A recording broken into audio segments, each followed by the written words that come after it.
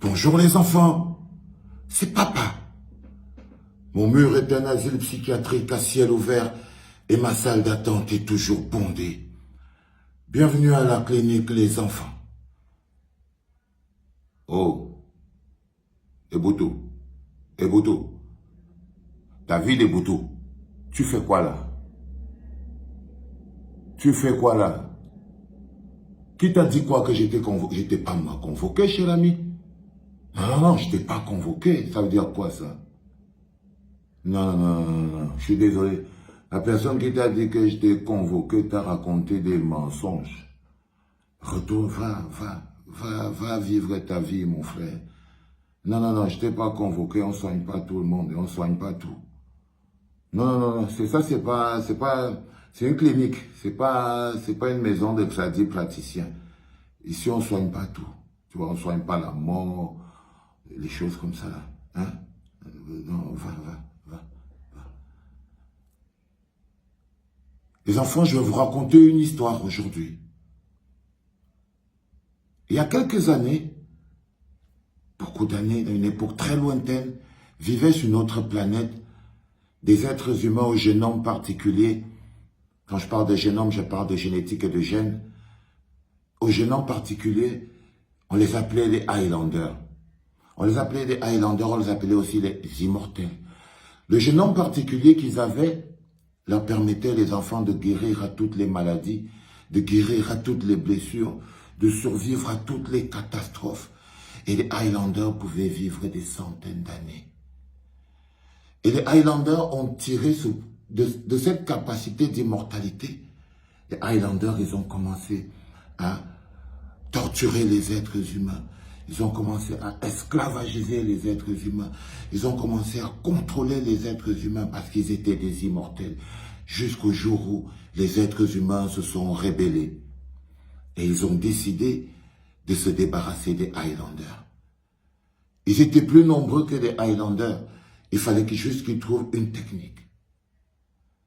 Alors les êtres humains ont découvert que la seule manière de tuer un Highlander était de lui couper la tête.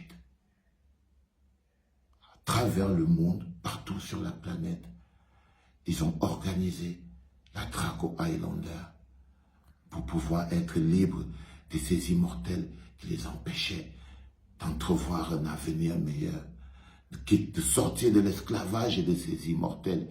Ils ont dû s'organiser et créer une brigade anti-Highlander. Et ils ont traqué les Highlanders à travers la planète et les ont éliminés un par un.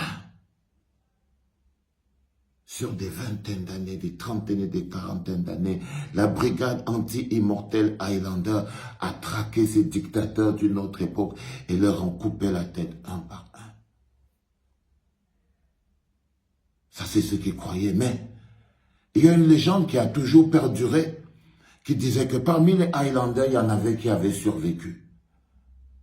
On n'y croyait pas, jusqu'à ce qu'un chercheur, une fouine, ces gens qui ne laissent pas les gens tranquilles, a fini par remonter la piste des 3 derniers Highlanders planqués sur le continent africain, au Cameroun, bien identifiés. Je vous le donne en plein dans le mille, mesdames, mesdemoiselles, messieurs. Vous aussi, les enfants, faites du bruit pour monsieur Nyat Difendi Marcel, le premier Highlander, 86 ans. Il est le propriétaire du Sénat. Il a survécu aux guerres de colonies, aux guerres d'indépendance, à toutes les maladies. Il a déjà enterré presque la moitié des Camerounais et presque toute sa famille. Il vient d'être réélu président du Sénat avec l'acclamation du peuple camerounais. Faites du bruit pour Dieu, s'il vous plaît. Nyat Difendi Marcel, premier Highlander du Cameroun. C'est une performance. Les Camerounais sont fiers de lui et le brandissent comme un trophée. Ils sont contents. Il leur donne tout ce qu'il faut. Il suffit qu'ils regardent ce Highlander et ils sont contents. Mais les Camerounais ont la chance parce que le deuxième Highlander est bel et bien planqué au Cameroun. Il est bel et bien planqué au Cameroun. Il s'appelle Cavaillé Yégué Djibril, mesdames, mesdemoiselles, messieurs, 81 ans, propriétaire de l'Assemblée nationale. Il vient d'être réélu. Il a survécu à toutes les maladies. Il ne peut rien lui arriver, il est immortel. Il a survécu au palu, à la syphilis, au sida, à l'Ebola, à la sécheresse, au nord, au kwashiorkor, à l'ignorance, à la bêtise. Il a survécu à tout ça, les gars. Il a survécu aux guerres de colons et aux colonies. Il est parti de l'école coloniale à l'école d'aujourd'hui. C'est un patron et le peuple camerounais est fier de brandir. S'il vous plaît, faites du bruit. De brandir notre deuxième Highlander.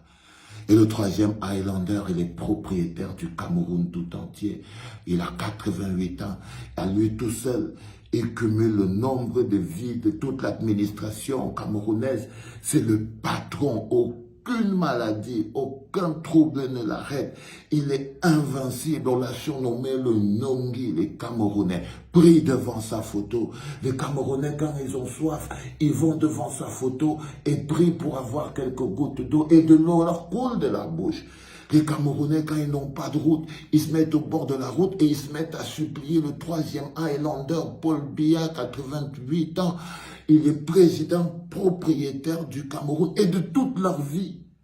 Et de toute leur vie. Quand les Camerounais ont faim, ils vont devant sa photo, ils prient avec conviction. Quand les Camerounais ont soif, quand ils n'ont pas de soins d'hôpitaux, ils prient, ils l'appellent pour lui demander une évacuation. Quand les Camerounais n'ont pas de football, ils le supplient pour avoir un football. Quand ils n'ont pas de route, ils le supplient pour la route, ils le supplient pour les médicaments, ils le supplient pour l'air qu'ils respirent. Pour l'air qu'ils respirent. C'est le troisième Highlander.